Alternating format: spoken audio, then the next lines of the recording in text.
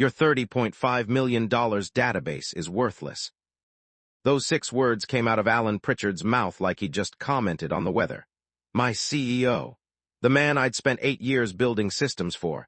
He didn't even look up from his phone when he said it. Just sat there in his leather chair, one hand scrolling through emails, the other drumming on his mahogany desk. I'm Nathan Harper. Was Nathan Harper, I guess, in that moment. Senior database architect at Garrison Technologies. Or at least that's what my business card said for the last 8 years. I'd built the entire data infrastructure from scratch. Every pipeline, every integration, every backup protocol, $30.5 million of investment, and he called it worthless. Alan, I don't think you understand what.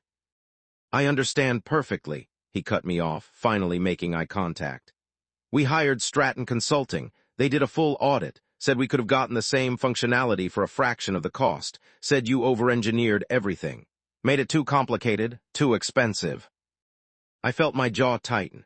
Stratton Consulting, a firm that'd been circling our company for months trying to get their foot in the door. Of course they'd say the existing system was garbage. That's how they justified their own contracts. Did they actually look at the redundancy protocols, the disaster recovery systems, Nathan, we're done here. He slid a manila envelope across the desk. Severance package, 8 weeks. HR will escort you out. 8 years gone just like that. I didn't beg, didn't argue. I signed the papers, nodded, and walked away. What else was I supposed to do? Throw a fit, break down in his office. I had 2 kids at home. My wife Julia worked as a nurse practitioner, pulling 12-hour shifts 3 days a week. We had a mortgage, car payments, dental bills from when my daughter Emma got her braces last month. My son Tyler needed new cleats for soccer. I couldn't afford to burn bridges, even if every cell in my body wanted to tell Alan exactly where he could shove his severance package. The walk to my desk felt longer than it should have. I'd done this walk thousands of times. Past the break room where I'd spent countless late nights refueling on terrible coffee. Past the conference room where I'd pitched the database architecture that Alan just called worthless. Past Rachel's desk in accounting, who gave me a sad smile. She knew. Everyone always knows before you do. My desk was exactly how I'd left it that morning. Family photo from last summer's trip to Yellowstone. Emma and Tyler grinning with Old Faithful in the background. Julia with her arm around me, both of us sunburned and happy. A coffee mug that said, "There's no place like 127.0.0.1. A stack of technical manuals. 8 years of my life in 120 square feet. Security guard Jack appeared at my elbow. We'd been friendly. He'd always asked about the kids. Sorry, Nathan, he muttered. Not your fault, Jack. He helped me pack. 15 minutes. That's all they give you to pack up 8 years. I left the coffee mug, left the manuals, took the photo and a flash drive from my locked drawer. The flash drive had personal files, photos, some documentation I'd written on my own time, nothing proprietary, but everything I'd need to remember what I'd built. The drive home was a blur. It was 2:30 on a Thursday afternoon. I shouldn't be driving home at 2:30 on a Thursday. I should be in my 3rd meeting of the day, probably arguing with someone in IT operations about server configurations. I called Julia. She was between patients. Hey, what's wrong? She knew immediately. I never called during her shift unless something was wrong. Got fired. Silence, then what? Alan called the database worthless, brought in some consulting firm to audit everything. They said I over-engineered it. Too expensive, I'm out. Oh my God, Nathan, are you okay? Was I okay? I honestly didn't know. I felt numb, angry, betrayed, but also weirdly calm, like I was watching this happen to someone else. I don't know, I said honestly. I've got severance, 8 weeks, we'll figure it out. Come home, she said. Just come home. The kids weren't back from school yet when I got there. Julia had texted the hospital, told them she had a family emergency and left early. She found me sitting at the kitchen table, staring at nothing. She didn't say anything at first, just made coffee. Real coffee, not the sludge we usually drank. The good stuff we saved for weekends. She sat down across from me and slid a mug over. Tell me what happened. So I did all of it. After everything you did for them, Julia said, and I could hear the anger in her voice. The protective anger that meant she was ready to go to war for me. You worked weekends, nights. You missed Tyler's championship game last year because of that security breach. I know. You built that company's entire data infrastructure. I know, Julia. So what happens now? To them, I mean, can they even run without you? That was the question, wasn't it? They hired Justin Keller from Stratton Consulting. He's supposed to be good, young, cheap, probably knows all the trendy new frameworks. I took a sip of coffee. They'll be fine. But even as I said it, something nagged at me. The system I'd built was complex. Not unnecessarily complex like Stratton claimed, complex because it had to be. We handled data for 73 enterprise clients. Financial data, healthcare data, everything encrypted, everything redundant, everything backed up across multiple geographic locations. I'd built in fail-safes upon fail-safes, automated recovery protocols, manual override procedures. It wasn't over-engineered, it was properly engineered. But Justin Keller wouldn't know that. He'd see expensive legacy systems and want to replace them with whatever shiny new solution he'd read about. That's what consultants did. They came in, promised the moon, gutted what worked, and left before the consequences caught up. Not my problem anymore. The kids came home at 3:15. Emma found me first. Dad, why are you home? She was 13, sharp as a tack, and could read me better than anyone except Julia. I couldn't lie to her. Lost my job today, sweetheart. Her face fell. What, why? Company decided they didn't need me anymore. Tyler wandered in, headphones around his neck, oblivious. Dad, can you drive me to practice tonight? Mom said she might have to work late, and he stopped, reading the room. What's wrong? We told him together. Tyler was 11, still young enough to think parents were invincible. The idea that someone could just fire his dad didn't compute. But you're really good at your job, he said, like that mattered. Like competence was a shield against corporate politics. Sometimes it doesn't matter, buddy. That evening was strange. We ordered pizza, which we almost never did on a Thursday. We watched a movie together, which we definitely never did on a school night.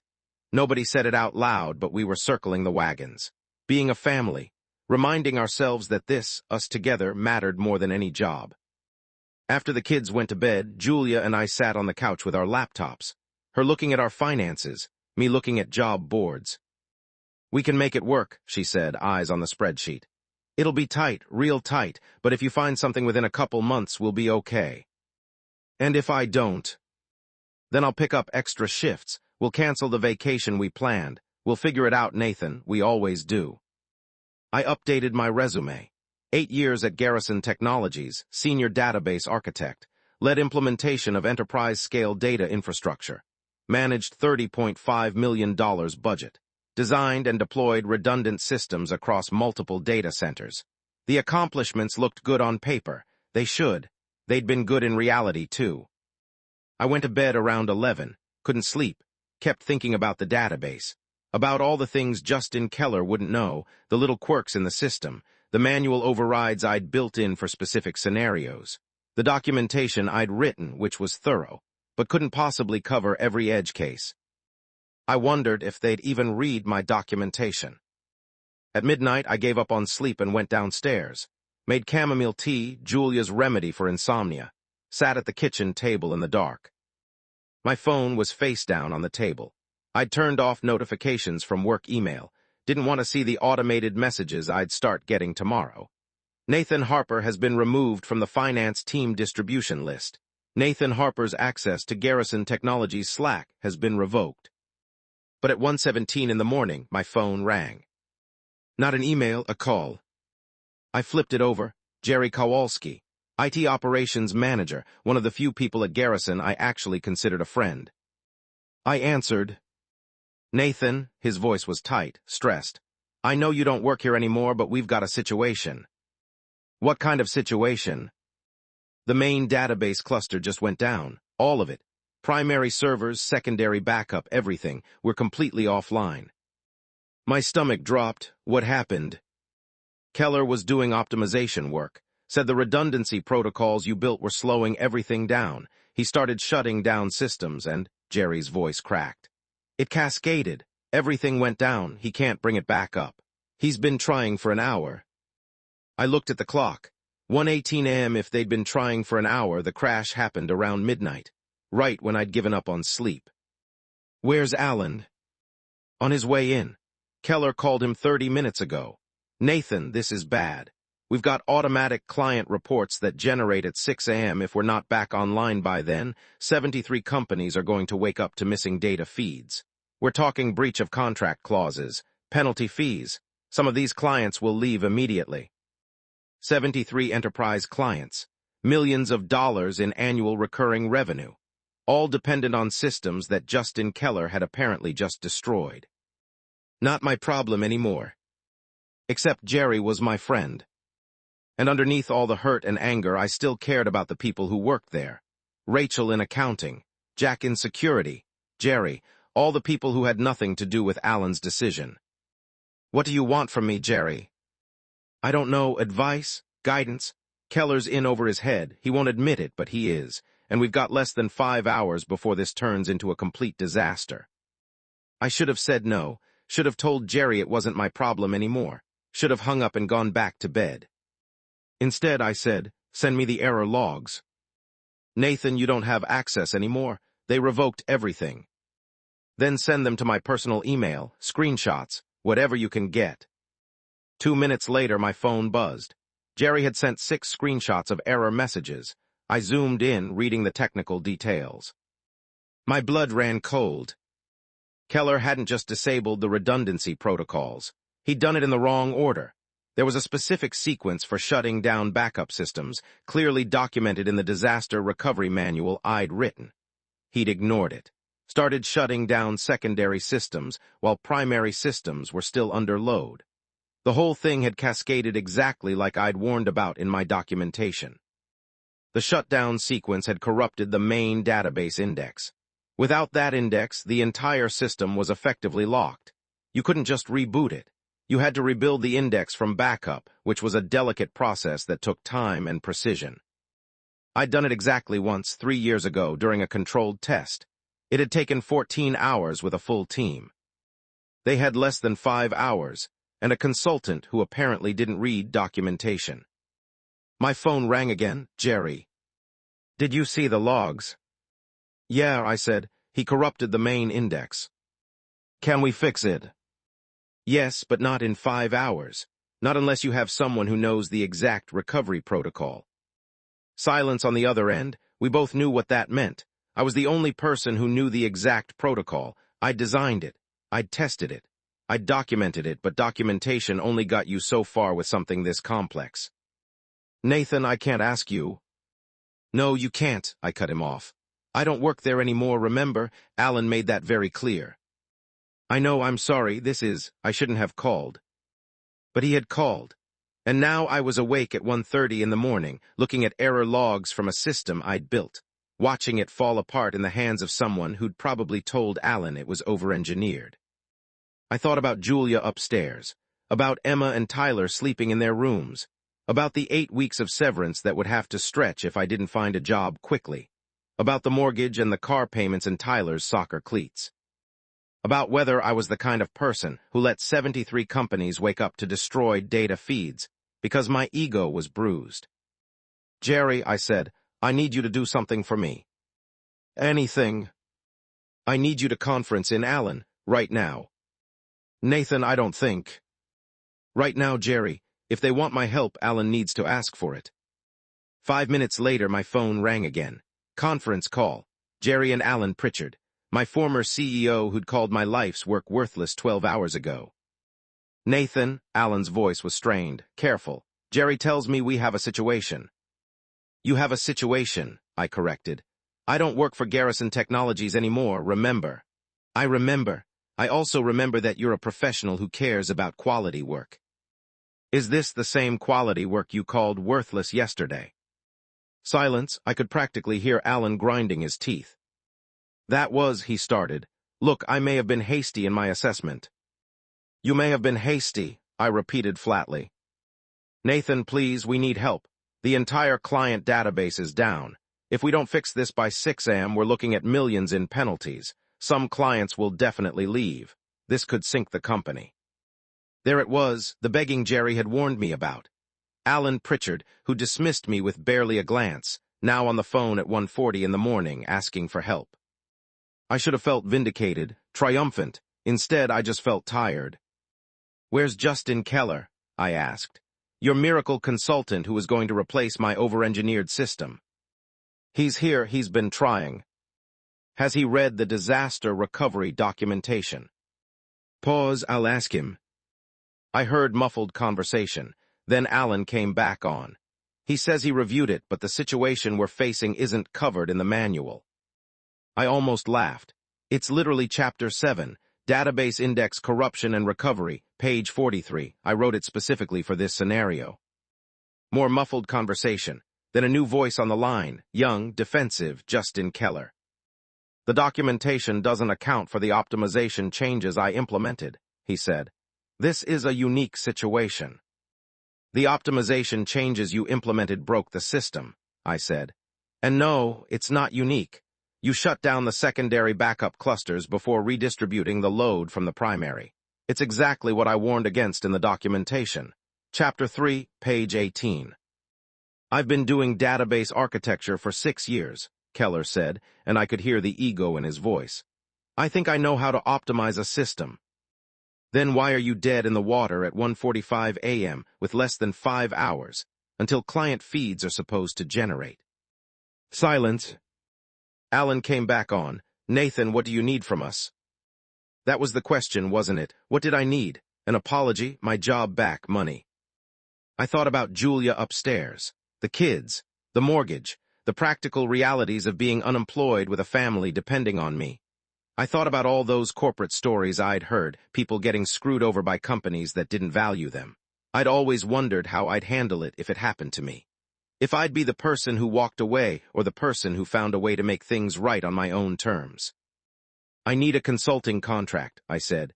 "Signed, in writing, $50,000 for emergency recovery services, half up front, half when the system's back online." I heard Alan suck in a breath. 50,000, That's what you pay for expertise at 1 a.m. when your company's about to implode. You called my system worthless yesterday. Turns out it's worth at least 50,000 to fix. Yes or no, Alan? Because I'm going back to bed otherwise." "We'll pay it," he said immediately. "I'll have legal draft something right now. Send it to my personal email. I want it signed before I leave my house." "Done. Can you be here in 30 minutes? I looked at the clock. "I can be there in 45. I hung up and sat in the dark kitchen for a moment. Then I went upstairs and gently shook Julia awake. "Hey," I whispered, "I need to go into Garrison." She blinked at me, confused. "What, why?" "Their main database crashed. They need help. I negotiated a consulting contract, 50,000. She sat up, suddenly alert. $50,000. Half up front, they're drafting the contract now. "Nathan, she stopped, processed. "Is this going to work? Can you fix it?" "Yeah," I said. "I can fix it. I built it. I know every component, but I need to go now. They've got less than 5 hours until client feeds generate." She grabbed my hand. "Don't let them take advantage of you again." "I won't, I promise." 20 minutes later, I was dressed and checking my email. The contract was there. Signed by Alan. Countersigned by Garrison's legal counsel. $50,000 for emergency database recovery services. I signed it electronically, saved a copy, and forwarded it to Julia. Then I drove to Garrison Technologies at 2:15 in the morning, less than 12 hours after being escorted out of the building. Jack was at the security desk when I arrived. He looked surprised to see me. "Nathan, they said you were." "Consultant now," I said, showing him the signed contract on my phone. "Emergency call." He waved me through. The building felt different at 2 a.m. empty. Quiet. Just the hum of servers in the basement and the occasional sound of movement from the IT department on the 3rd floor. I took the elevator up. The doors opened to chaos. Jerry was at his desk, 3 monitors showing error messages. Alan was pacing near the conference room, phone pressed to his ear. Justin Keller was at my old workstation, which stung a little, typing frantically. Jerry saw me first. Relief washed over his face. "Nathan, thank God." I walked over to my old desk. To Justin Keller, who looked up at me with a mixture of resentment and desperation. Move, I said. I'm in the middle of. You're in the middle of making it worse. Move. He looked to Alan, who'd finished his phone call and walked over. Alan nodded. Let him work, Justin. Keller stood up slowly, reluctantly. I sat down and immediately felt the muscle memory kick in. This keyboard, this monitor setup. I'd spent 8 years in this chair. I pulled up the system diagnostics, read through the error cascade. It was worse than I'd thought from Jerry's screenshots. Keller hadn't just corrupted the main index. He'd also triggered a fail-safe shutdown on the backup systems, which meant they'd locked themselves to prevent data corruption. That was actually good news. It meant the backups were intact. I could rebuild the main index from a clean backup, but the process was complex, multiple steps, specific timing, one mistake and I'd be starting over. I glanced at the clock. 2:35 am, 3 hours and 25 minutes until client feeds generated. I need everyone to stop talking, I said. I need complete quiet. Jerry, you're my backup. Everyone else get out. I should stay, Keller said. I need to understand the recovery process. I looked at him, really looked at him for the first time. He was maybe 30. Expensive suit even at 2:30 am, confident posture despite having just crashed a $30.5 million system. He reminded me of myself at that age, except I'd never been arrogant enough to ignore documentation. You should have understood the system before you started optimizing it, I said. Now you can watch and learn or you can leave, but if you stay, you don't touch anything and you don't talk unless I ask you a direct question. Clear. He bristled, but Alan put a hand on his shoulder. Justin, let him work. I turned back to the monitors and got to work. First step, verify backup integrity. I pulled up the backup management system, checked the latest snapshots. They were clean, dated from 11:58 p.m., 2 minutes before Keller's optimization had started. Perfect timing. Second step, unlock the fail-safe on the backup systems. This required manual authentication codes that I'd memorized years ago. I typed them in, waited for the systems to verify. Green lights across the board. Third step, initiate index rebuild from backup. This was the delicate part. I had to restore the index structure without overwriting the current database state. It was like replacing the foundation of a building while people were still living in it. I pulled up the recovery script I'd written 3 years ago, reviewed it, modified it for the current situation, then I ran it. The system started processing, progress bar appeared, estimated time 47 minutes. I sat back and let out a breath I didn't know I'd been holding. That's it, Keller said from behind me. That's what you're doing. That's step 1, I said without turning around. There are 6 more steps after this, each one dependent on the previous step completing successfully. If any step fails, we start over from the beginning. I could have done that, he muttered. I spun around in my chair. Could you? Because you had an hour and a half before you called for help, why didn't you? He didn't answer. Alan cleared his throat. How confident are you that this will work, Nathan? 90%, I said honestly. I've tested this recovery process once 3 years ago in a controlled environment. This isn't controlled, but the script's solid. The backups are clean. If nothing else goes wrong, we should be online by 5:30. That gives us 30 minutes of buffer, Jerry said. Yeah, which isn't much, but it's something. We waited, the progress bar crawled forward. 47 minutes became 40, became 30. I kept one eye on the system logs, watching for errors. None appeared. The rebuild was working. At 3:20 am, step 1 completed successfully. I immediately started step 2, verifying data consistency between the rebuilt index and the actual database records. Another automated script, 23 minutes. I stood up stretched, my back hurt. I'd been sitting in uncomfortable chairs too long. Alan approached cautiously. Can we talk for a minute? I followed him to the conference room, the same one where he'd probably made the decision to fire me. We sat across from each other at the long table. I owe you an apology, he said. Yeah, you do. The consulting firm, they made it sound like we were throwing money away, like you'd built some complicated monster that we didn't need. They had charts, projections, said they could cut costs by 60%. And you believed them. I believed the numbers. I'm good at numbers, Nathan. I'm not good at technical systems. That's why I hired you. And then when they said you'd over-engineered everything, he stopped, rubbed his face. I made a mistake. You fired me 12 hours ago, called 8 years of work worthless. Do you understand how that felt? I'm starting to, he said quietly. Watching Keller crash the system, not knowing how to fix it, realizing we might lose everything. Yeah, I'm starting to understand what you built. It wasn't over-engineered, I said. It was properly engineered. Every redundancy had a purpose. Every backup had a reason. You handle sensitive data for 73 clients. You don't cut corners with that. You build it right, even if it costs more. I know that now. Do you, or are you just scared because it broke? He met my eyes. Both, probably, but I mean it, Nathan. I should have trusted your expertise, should have asked more questions before bringing in outside consultants, should have handled the whole thing differently. I wanted to stay angry, wanted to hold on to the hurt and betrayal. But sitting there at 3:25 in the morning, watching a man realize he'd almost destroyed his own company through arrogance, I mostly just felt tired. What happens after this? I asked. After I fix the system and take my $50,000. I don't know, Alan said honestly. What do you want to happen? That was the second time tonight someone had asked me what I wanted. I thought about it, really thought about it. I want to finish this recovery. I want to make sure you're stable. And then I want to go home to my family and figure out what's next on my own terms, not yours. He nodded slowly. That's fair. But Nathan, if you ever wanted to come back as a consultant or an employee or whatever arrangement works for you, the door's open. We'll see, I said, which wasn't a yes but wasn't a no either. Step 2 completed at 3:47. Data consistency verified. No corruption. The rebuilt index matched the database records perfectly. Step 3, restore system connections. This was automated but risky.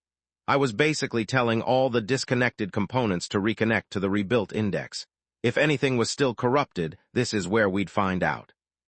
I initiated the process, watched the logs carefully. One by one, the system components reconnected. Primary database server, secondary backup, tertiary disaster recovery, client data feeds, reporting systems, all green. Step 4, verify redundancy protocols. This was important. I needed to make sure all the safety systems Keller had disabled were back online and functioning correctly. I ran the verification script. It checked every protocol, every fail-safe, every backup trigger. Everything reported healthy. Step 5, test failover procedures. I manually triggered a simulated failure on the primary server. The system immediately failed over to the secondary backup exactly as designed. No data loss, no interruption.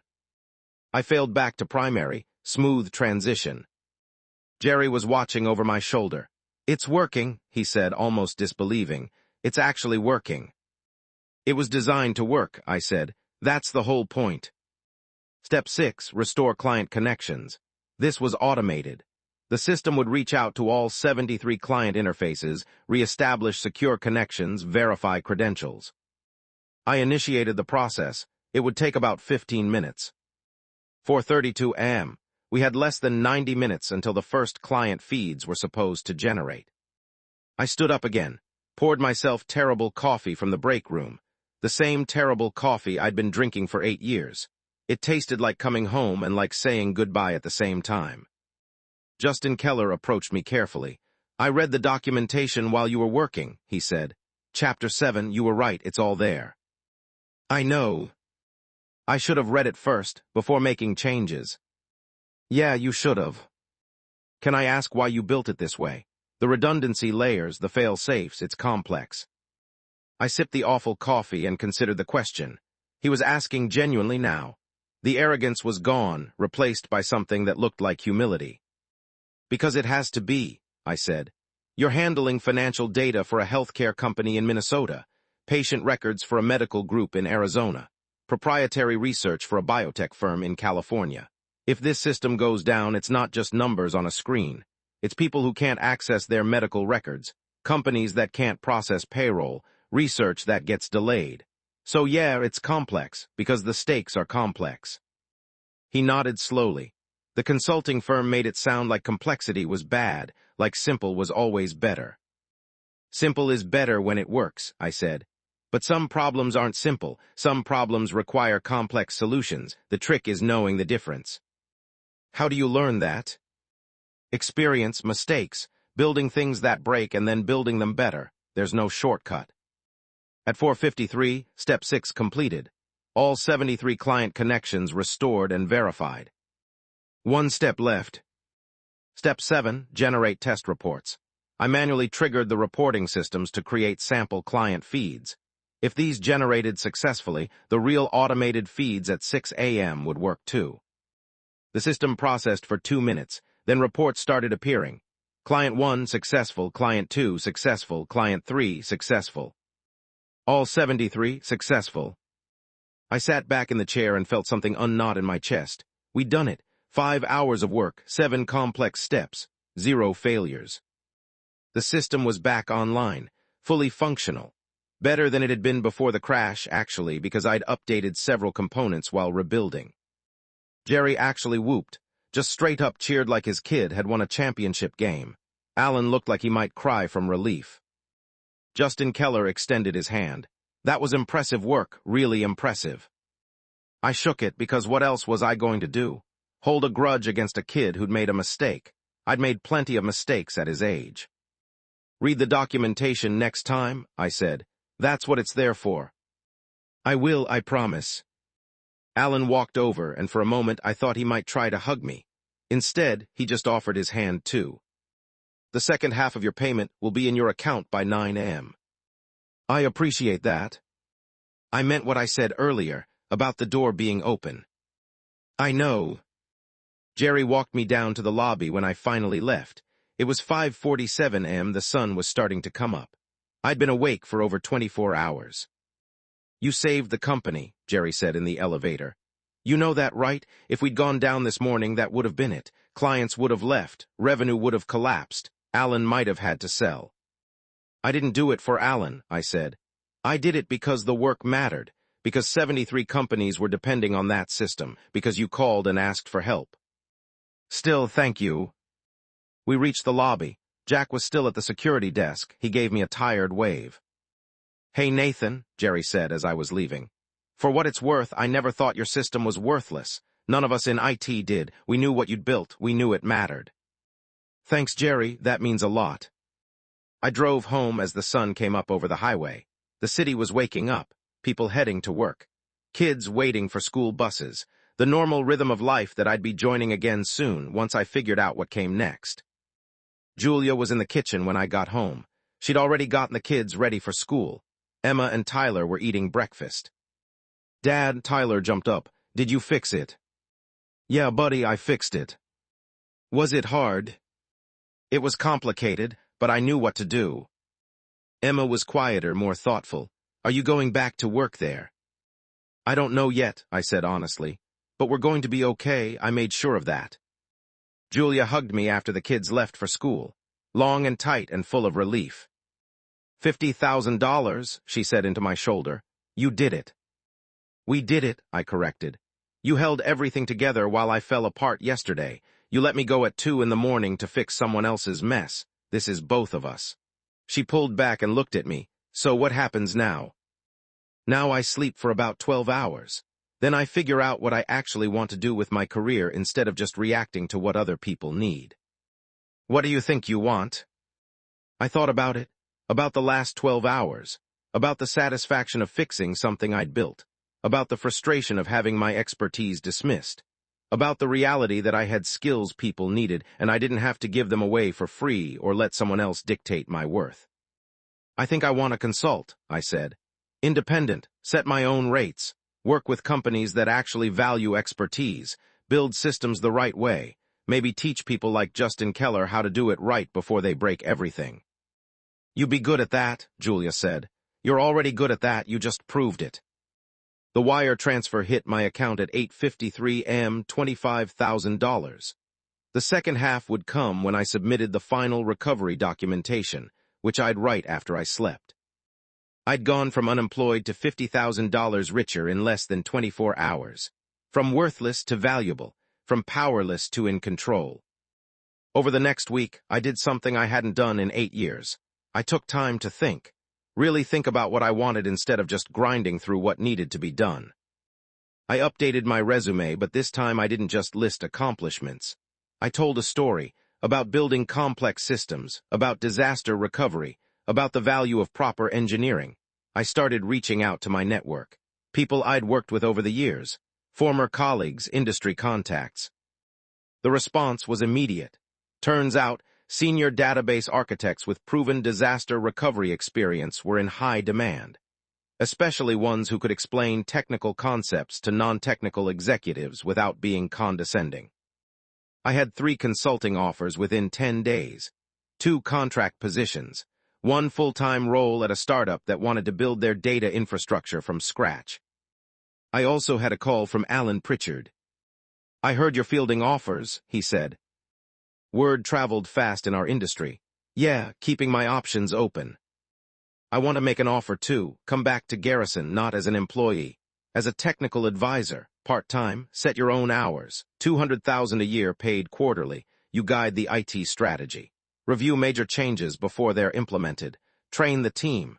Make sure we never have another incident like last week." $200,000 for part-time advisory work. That was more than I'd made as a full-time senior architect. "I'll think about it," I said.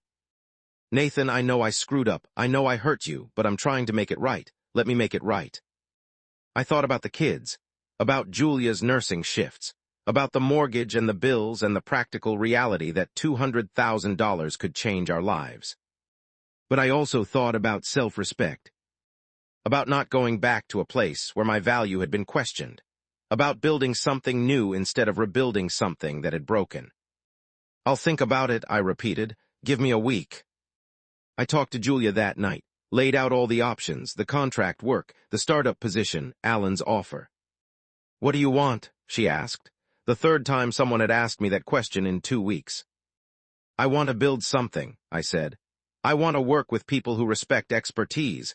I want to teach the next generation to do it right, and I want to be home for dinner most nights." "So not the startup then? They'll work you to death." I laughed. "Yeah, probably not the startup." "What about Alan's offer?" "It's generous, maybe too generous, like he's trying to buy forgiveness instead of earning it." "Can you forgive him?" I thought about it, about sitting in his office while he called my work worthless, about the walk to my desk with security, about the shame and anger and hurt. And then I thought about him at 3 a.m., desperate and scared, realizing what he'd almost lost. "Maybe eventually," I said, "but not yet, not enough to go back." So I turned down Alan's offer, took 2 of the contract positions instead, both part-time, both remote, both with companies that had specifically sought me out because they'd heard about the Garrison recovery and wanted that level of expertise. Combined, they paid $240,000 a year for about 30 hours a week of work. I started a week later, set up a home office in our spare room, created a schedule that let me drop the kids off at school and be home for dinner, took Julia out for a real date for the first time in months. Life got better, quieter, more under my control. 3 months after I left Garrison, Jerry called me again. Different tone this time, not panicked, just informational. "Justin Keller quit," he said. "Took a job at some tech company in Seattle. Alan's freaking out, wants to know if you'd reconsider the advisory role." "Still no," I said. "Yeah, I figured, thought I'd ask anyway." "How are things there? System running okay?" "Actually, yeah. Your recovery documentation has been a godsend. We had a minor issue last week, but we followed the protocols and fixed it ourselves. No drama." "That's great, Jerry, really. You taught us well, even when you didn't know you were teaching us." A year after getting fired, I was at Tyler's soccer game on a Saturday afternoon when I got an email from a healthcare company in Oregon. They wanted to hire me to audit their data infrastructure. They'd heard about the Garrison recovery and needed someone who understood that proper engineering mattered. I took the contract. It became my biggest project. Over the next year, I'd rebuild their entire system, train their team, and receive a bottle of expensive whiskey with a note thanking me for teaching them that complexity isn't the enemy. But sitting there at Tyler's game, watching him score a goal while Julia cheered beside me and Emma laughed with her friends, I wasn't thinking about future projects. I was thinking about how getting fired was the best thing that ever happened to me. A year ago, someone called my work worthless. Today, I was making more money, working fewer hours, and actually present for my family's lives. I'd built something on my own terms, something that mattered. That evening, after we got home from the game, I sat in my home office looking at the signed consulting contracts on my wall, at the family photos on my desk, at the schedule that had me dropping kids at school and home for dinner every night. Julia came in with tea. "You look happy." "I am," I said, "really happy. Even after everything that happened." "Because of everything that happened," I corrected. "Getting fired forced me to figure out what I actually wanted. Turns out it wasn't what I had." She smiled. "So what was it you wanted?" "This," I said, gesturing around the office, but meaning more than that. "Freedom, respect, time with you and the kids, work that matters with people who value it. I never would have built this if Alan hadn't fired me." "You would have eventually," Julia said. "You're too good not to." Maybe she was right. Maybe I would have left on my own eventually, but I doubted it. I'd been comfortable, complacent. It took getting fired, getting called worthless, to wake me up. The next morning, I got an email from the Corporate Vault, a channel I'd been following about workplace stories. They were looking for people to share experiences about corporate politics and career transitions. I thought about submitting my story but decided against it. Some things were personal. But I did think about what I'd say if I did share it. I'd tell them that expertise has value, even when someone tells you it doesn't. That getting fired isn't the end. Sometimes it's the beginning. That the best revenge isn't destroying the people who wronged you, but building something so good you don't need revenge at all. I'd tell them about the 1 a.m. phone call, about charging $50,000 for 5 hours of work, about turning down $200,000 to stay independent, about choosing family time over corporate titles. I'd tell them that a year after being escorted out by security, I was making more money, working fewer hours, and actually happy. That the system I built still ran. That the company that fired me still needed my documentation. That expertise doesn't disappear just because someone doesn't value it. But mostly, I'd tell them about sitting at my son's soccer game on a Saturday afternoon, being fully present, and realizing that this life I'd built on my own terms, was worth more than any corporate career ever could be. My phone buzzed, email from a potential client, a financial services company in Denver. They'd heard about my work and wanted to discuss a consulting contract. I looked at my calendar. I had time. I always had time now. That was the whole point. I replied to the email, scheduled a call for Monday, and closed my laptop. It was Saturday. Tyler had another game in an hour. Emma wanted help with a school project. Julia and I were planning to grill burgers for dinner. Work could wait. Work would always wait. That was the lesson I'd learned the hard way. I walked downstairs and found my family in the kitchen. Tyler was already in his soccer uniform.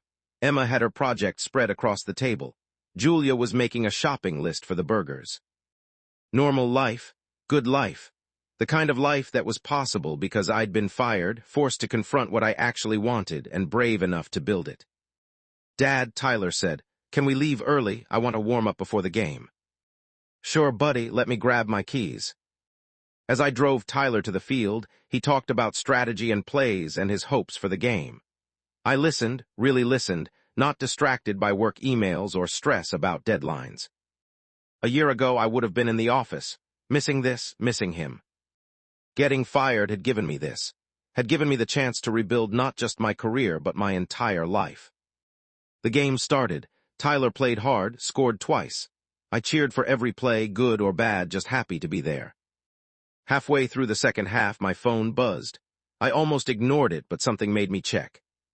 Email from Jerry. "Nathan, just wanted to say thanks again. The documentation you left saved us again today. You built something that lasts. Hope you're doing well.